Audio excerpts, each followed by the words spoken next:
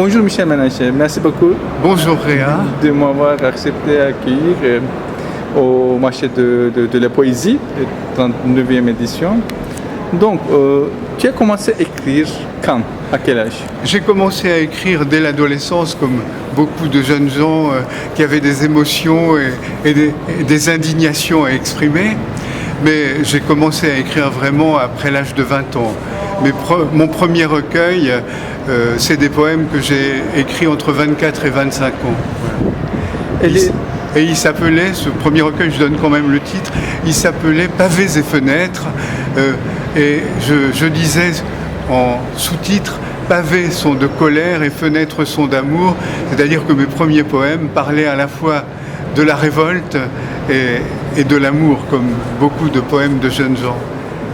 Et les auteurs qui t'ont influencé ou qui t'ont marqué? Il y en a beaucoup. Disons que j'ai été marqué comme la plupart des jeunes poètes, j'ai été marqué par Baudelaire, Rimbaud, Apollinaire. Voilà, c'est les trois auteurs français qui m'ont marqué davantage quand j'étais très jeune. Ensuite, j'ai beaucoup aimé aussi Boris Vian et Jacques Prévert, qui étaient des poètes qui maniaient l'humour et l'insolence. Ça, j'aimais beaucoup. Et puis, j'ai connu aussi assez tôt des poètes étrangers, comme Mayakovsky, Yanis Ritsos, Nazim Hikmet. Ça, c'est des poètes que les mouvements de gauche et surtout le Parti communiste français à l'époque faisaient connaître en France. C'était des poètes qui étaient devenus très populaires. Grâce à Aragon, Paul Éluard, ces poètes-là sont devenus des monuments internationaux. Et comment tu écris tes poèmes? Est-ce que tu as une approche poétique? Alors, l'approche poétique, je l'ai souvent par les émotions. Je ne peux pas dire que je sois un poète lyrique, mais il y a du lyrisme en moi, ça c'est sûr. Mon écriture est à la fois réaliste et lyrique, et elle est ouverte aussi à tous les émerveillements, je peux le dire.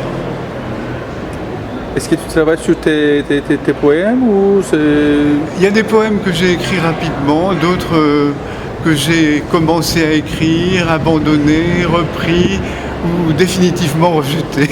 C'est très variable. Ouais. Et qu'est-ce que tu penses de la poésie actuelle francophone? Eh bien, elle est d'une grande diversité. Il est difficile de juger la poésie d'aujourd'hui. Je dirais qu'elle part un peu dans tous les sens.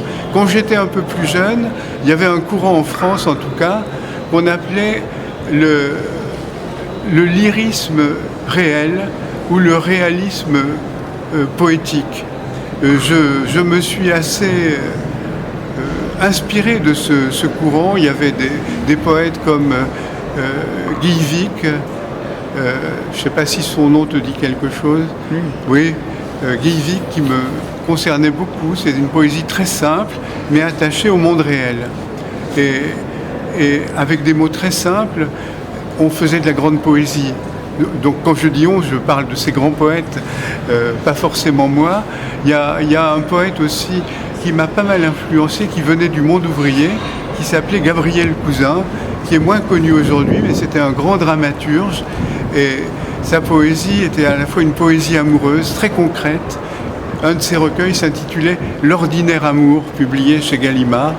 Et ça, c'est une poésie qui me touchait beaucoup. Et ce poète est devenu un ami et un grand frère pour moi, donc il m'a beaucoup influencé. La traduction. La traduction, alors moi je ne suis pas un traducteur. J'ai fait un peu d'anglais et d'espagnol au cours de mes études, mais je ne suis pas un traducteur. Je suis intéressé par les traducteurs et les traductions. J'ai d'ailleurs ici, j'ai pensé à l'apporter, un livre de la revue Europe, parce que j'ai fait un dossier de poètes turcs que j'ai intitulé Vrai d'Istanbul, parce que j'ai fait moi-même une résidence d'écriture à Istanbul en 2012. J'ai rencontré quelques poètes, dont Özdemir İnce particulièrement, et Metin Cengiz, que j'ai connu plus tard, Müesser Yeneh, Régine Mathur. Et ces poètes-là, j'en ai réuni une quinzaine dans la revue Europe, dans un dossier intitulé Voix d'Istanbul. Alors, si tu veux prendre la couverture c'est Max Jacob, oui. C'est pas les poètes turcs. Voilà, donc ce dossier d'Europe, ça m'a beaucoup plu de faire connaissance avec des écrivains et des poètes turcs. Et ces échanges se sont poursuivis avec Metin Cengiz, qui a publié une vingtaine de poètes français dont je lui ai envoyé les textes et qu'il a traduit dans Sirden. Je ne prononce pas bien peut-être, Sirden, c'est sa revue. Sirden. Voilà. Donc tu vois, je ne suis pas un traducteur, mais je m'intéresse aux traductions. Et je collabore beaucoup à la revue Europe. Et au moins un écrivain ou un poète sur deux dont je rencontre dans la revue Europe est de langue étrangère. Donc je lis beaucoup de traductions en français d'écrivains et poètes étrangers. Tu peux me parler un peu plus dans les revues Europe? Je crois que ça prend une place importante. Oui, aussi, dans ma vie, c'est devenu important parce que j'étais professeur de lettres, c'était mon métier, c'est comme ça que j'ai gagné ma vie. Mais une fois retraité, j'ai davantage collaboré aux revues, à beaucoup de revues, et surtout à la revue Europe qui me passionne parce que c'est une grande revue internationale qui est née en 1923 après la Première Guerre mondiale autour d'un écrivain pacifiste qui s'appelait Romain Rolland, qui est mondialement connu encore aujourd'hui. Et cette revue avait pour but de fédérer les intellectuels antifascistes, les intellectuels européens. Et très vite, c'est devenu une revue internationale qui ne s'est pas limitée aux frontières de l'Europe. Donc c'est une revue internationale qui laisse une grande place à la poésie. Est-ce que la poésie est un besoin, une nécessité pour les autres, pour les gens? Pour les gens, je ne sais pas, mais pour moi, oui. Oui. Je crois que les gens, en général, ont besoin d'émotions et trouvent à nourrir leur sensibilité dans différents moyens d'expression. Il n'y a pas que la poésie.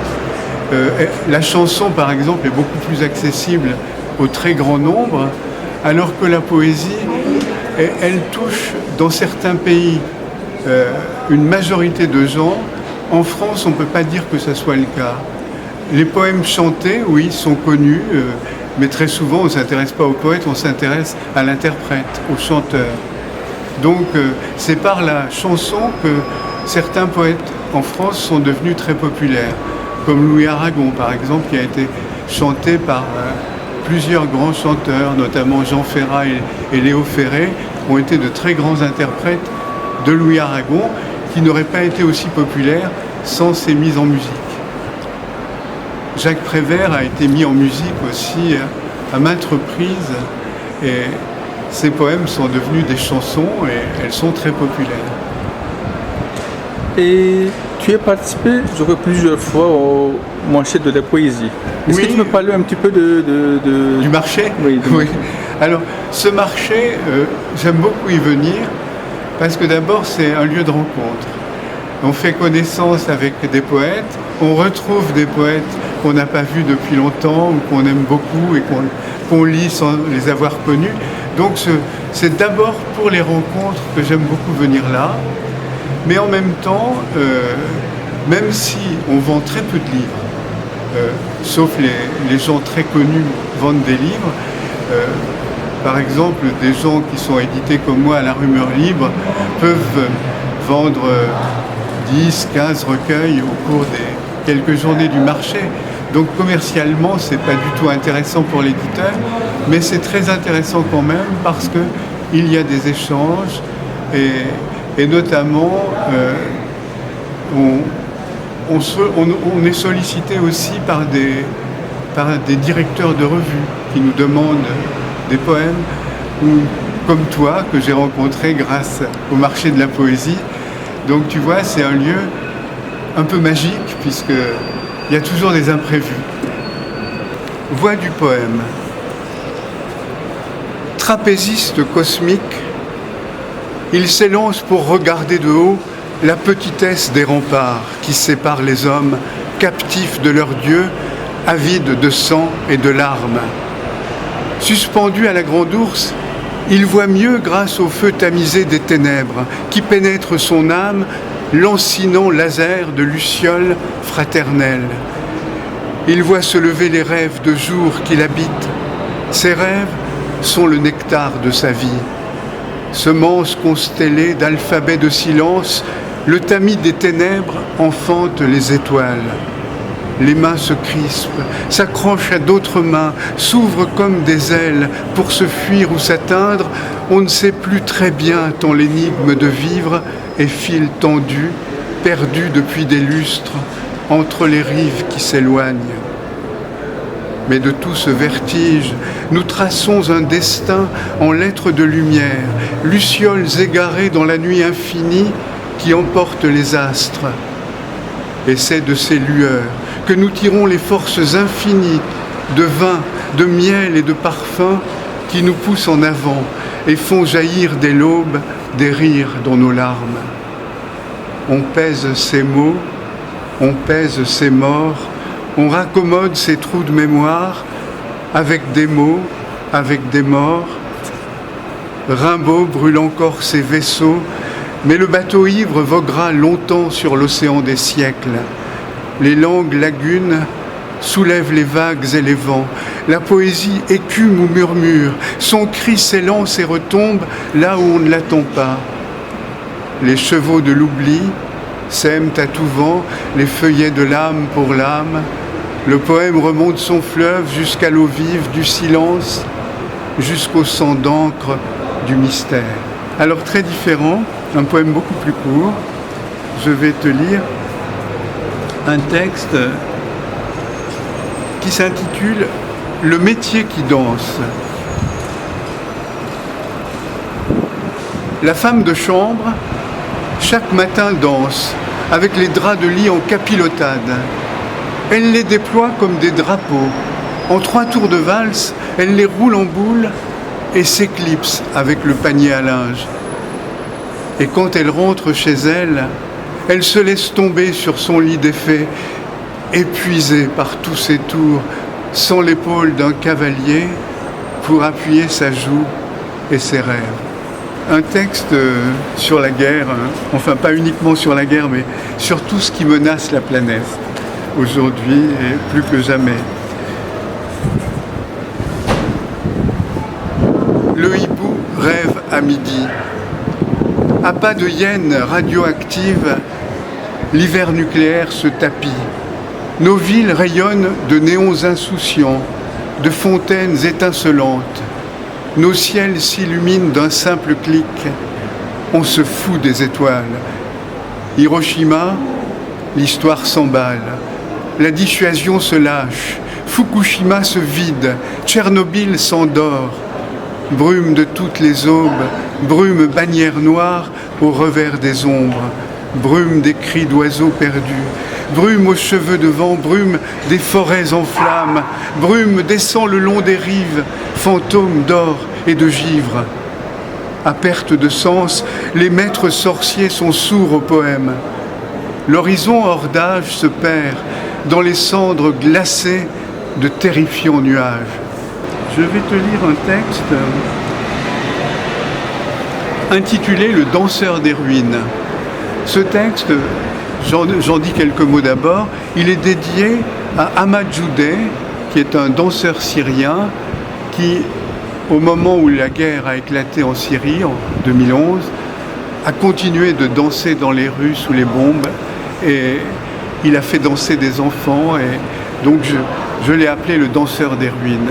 C'est un hommage à lui et le poème est dédié à Maram al-Masri, une poétesse syrienne que tu connais sans doute. En exergue, une phrase de Nietzsche. « Il faut porter du chaos en soi pour accoucher d'une étoile qui danse. » La peur au ventre, la tête haute, il s'élance dans le camp de Yarmouk, contemple Damas dévasté. Les pierres saignent, le béton s'effondre, il défie la pesanteur et les bombes. Il ignore les snipers tapis dans l'ombre. Homs agonise. Alep subit depuis des mois les outrages des fous de Dieu, la rage des mercenaires et des avions d'Al-Assad.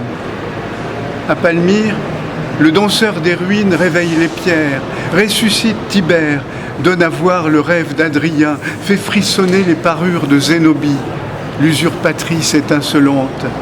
Il est la gloire des siècles, l'audace des bâtisseurs. Il redresse les temples. En 4 sauts, son corps dessine l'avenir dans l'espace meurtri. Ses muscles sont des colonnes, ses épaules des chapiteaux. Il s'élance encore, relève d'un bond les défis de l'histoire. D'un espoir à portée de joie, il tourne le dos à la vallée des tombeaux.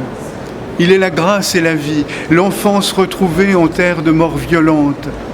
Ciri au cœur, le danseur des ruines chorégraphie la paix, avance en pleine lumière, déroulant pleins et déliés de ses pas. Chaque souffle suspendu recrée le monde disparu, réenchante le chaos fumant des décombres. Le danseur des ruines est un funambule aérien sur le fil du temps, ligne de partage sans fin du sang et des cendres. Merci beaucoup. Merci.